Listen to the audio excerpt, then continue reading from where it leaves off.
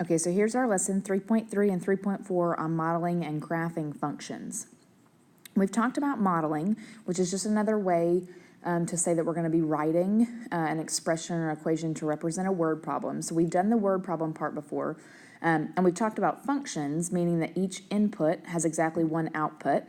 And what we haven't talked about too much is graphing. So like yesterday, we did graph some things on coordinate planes, but we're going to kind of dig a little bit deeper into that today. So the first thing I want to introduce you to is function notation, which you may have seen a little bit before, and where a normal equation may say something like y equals 2x minus 8, or whatever it says, function notation is going to make it say f of x equals 2x minus 8. So there's a few things that I want you to note here. So first of all, this right here, if you heard me say that, is pronounced f of x, which you should probably write down. Sometimes they use a different letter there, but the reason they use f is just the f stands for function, and then x, so whatever is inside these parentheses are the variable that they're going to use. So we could change this. Like I could say like f of a different variable a could equal 2a minus 8. Or if it said f of hearts, right, if I put a heart there, then it would equal 2 hearts minus 8. So really all that is saying is that we're going to call our variable whatever is inside these parentheses, and that the spot we see it in the equation is where it goes. And we use this notation to evaluate functions. So let's look at an example of what I mean by evaluate. All right, so this example is telling me that I have a function whose variable is x and is equal to 5 minus 3x. So they're going to ask me, evaluate or find the value of f of 2. So what that means is that 2 is what's going in my x spot there. So when I plug that in, I'm going to get 5 minus 3 times 2. And if you work that out, right, that's 5 minus 6, which is negative 1. So the way we write that then is we say f of 2 equals negative 1. And that just means with the value of 2, we're going to get negative 1 as our answer. Another way to write that, so that's kind of function notation. Another way to write that would be to say that as an ordered pair. 2 is the x value, because remember I plugged it into the x spot, and negative 1 is the output value or the y value. All right, so that's kind of another way to think about input and output values that we talked about the other day for domain and range. Output. All right, so let's try another one. If we do f of 0, so f of 0 this time is going to be 5 minus 3 times 0. So notice now I'm plugging 0 into the x spot. Well, I know that is going to give me, the value of 0 is going to give me 5. So when I write that as an ordered pair, I'm going to get 0, 5. All right, one more time. I'll do this last one for us. So I'm going to do 5 minus 3 times negative 1. Negative 3 times negative 1 is positive 3, so that's going to give me 8. So that means the function at negative 1 equals positive 8, or the ordered pair negative 1, 8. All right, you need to definitely make sure you know that before you watch any further in this video. Okay, so let's dig into what this looks like in a word problem. So this question is going to ask us to do a few things. We are not going to talk about identifying independent and dependent variables. That's not super helpful for this skill that we're doing. So what we want to do is a few different things. We're going to write an equation in function notation. We're going to use the equation to solve the problem. And then the last step that we're going to do is we're going to write a sentence. And I do this format is the same thing you're going to do on your test, which is why we're going to practice it now. So the first thing we want to do is write an equation in function notation. That's exactly what we did last week, except we're going to just put an f of x there instead of it equaling some value. So if I read the problem, the only thing I need to be able to write an equation is actually this very first part. A lawyer's fee is $180 per hour for his services. All right, so it's saying the total amount that he charges. So that's like, last week we wrote it as blank equals like a total. So this time I'm going to say the total, or f of x, equals, and then this is, so let's label that total. Sorry, I'm interrupting myself. All right, equals $180 per hour. That's a rate word, so that means I'm going to write 180x. And remember, anytime we write, we also want to define our variables. So we're going to say that x stands for the number of hours. Okay, so now we've done the first part, which was to write it in function notation. So now we're going to do the second part, and we're going to solve. When we solve, that's where we use the question portion of the problem. So it says, how much does he charge for 5 hours? So really it's asking, we said x stands for the number of hours. So it's asking me what would happen if I found f of 5, if x was 5.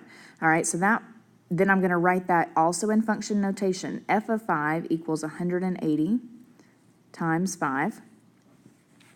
And when I work that out, I'm going to get 900. So I'm going to write the answer, f of 5 equals 900. Or, like we've already shown, we can also write that as 900. Okay, and then our last step should be to write a sentence. And when I say sentence, we want to give context to what this problem means. So when you see directions that say explain in context, it just means what does 900 mean? Like, does that mean if you climb 5 feet that you're 900 pounds or something, right? Like, what does that even have to do with anything? So in this problem, x stands for hours, which we'd already said, and 900 is going to stand for the total. So our sentence, very simple, is just going to be, after 5 hours, he can charge $900.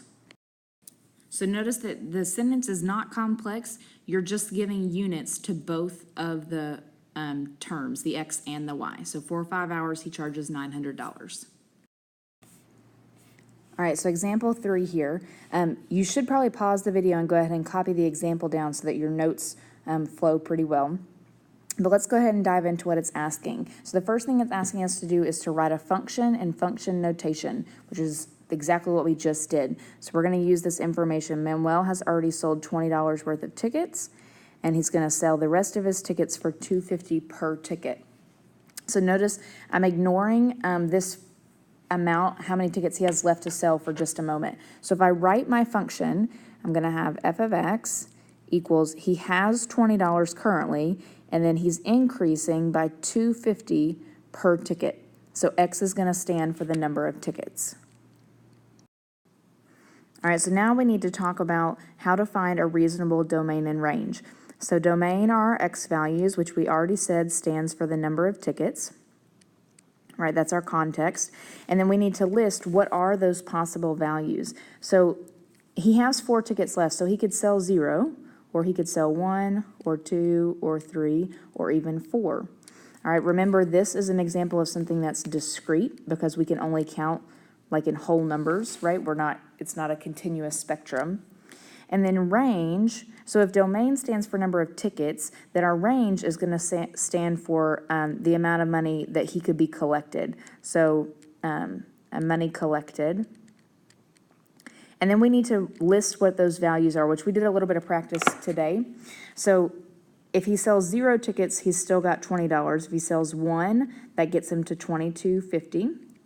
2 gets him to $25. If he sells 3 tickets, that's $27.50. And then all 4 tickets would get him to $30. All right, so this is an example of us finding a reasonable domain and range. All right, so here's our last example. They're wanting us to graph this function. So they've given us the function. I'll zoom in so that you can take notes. They've given us this function, x plus 3y equals 15, and they've told us to graph it for the given domain. So a few things that you need to note. First of all, this given domain, because they give that to me, this is an example of something that's discrete. When we graph it, it's going to end up being 4 separate points because they're giving us 4 separate values here. So step A says that we're going to need to solve the function for y. And the reason it says that is because if we don't, and we try to plug in these domain values for x, we're going to have to solve the problem 4 different times. So this is what I mean by that.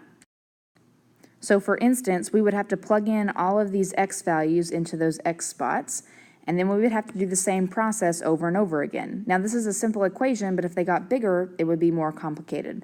So like you would have to subtract 0 and then divide by 3, subtract 3, divide by 3, right? That's more work than we mean to do.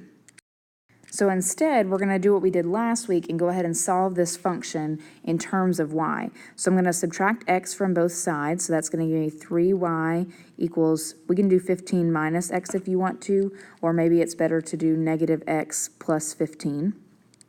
Same thing. And then I'm going to need to divide by 3. And we can write this a few ways. We can write this as y equals negative x plus 15 over 3, or since 3 divides, we can write this as y equals negative x over 3 plus 5, because 15 divided by 3 is 5. All right, to keep this example simple, I'm just going to use keep this top equation so we don't have to worry about simplifying. All right, so part B tells us to substitute the domain values they give us. So that's going to be so I'm changing, notice I'm going to change this, instead of saying y equals, I'm going to make it say f of x. So I'm going to say f of 0 equals negative 0 plus 15 all divided by 3. All right, that's just 15 divided by 3, which is 5. And that's going to give me the ordered pair to graph 0, 5. All right, if I do the next one, it tells me to do is 3. So f of 3 is going to equal negative 3 plus 15 all over 3. Equals, so negative 3 plus 15 is going to be positive 12, and then divided by 3 is positive 4. So that's going to give me the 0.34. All right, if we continue this pattern, so I want you to actually show the work for yourself. We're going to get f of 6, and then when we work that out, we should get the ordered pair 6, 3. And then f of 9, and I want you to work that out for your notes. We should be getting the ordered pair 9, 2. All right, then we want to graph those ordered pairs. And notice my graph down here is counting by 2s. This may happen to you tomorrow. In your notes, it'll probably be easier if you just count your graph by 1s. So I'm just going to graph, remember graphs go x, y, so 0, 5 is going to be up here on the y-axis. 3, 4, 6, 3, and 9, 2. Where are we? 9, 2. All right, and indeed we are proving that this graph that we've gotten here is discrete because we're getting separate points. So because they give you a discrete domain, we do not want to connect those points. Okay, and then very quickly, thinking about that last question, it says, how would the graph be different if the domain was written like this? So I would maybe write this in your notes and tell yourself this is an example of what a continuous domain looks like.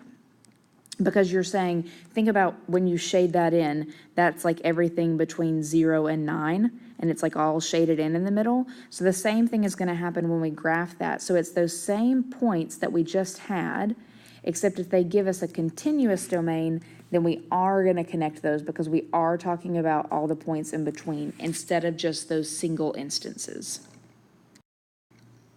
All right, so that's all we have for our notes. Make sure that you have taken good notes so that you can use them during class tomorrow.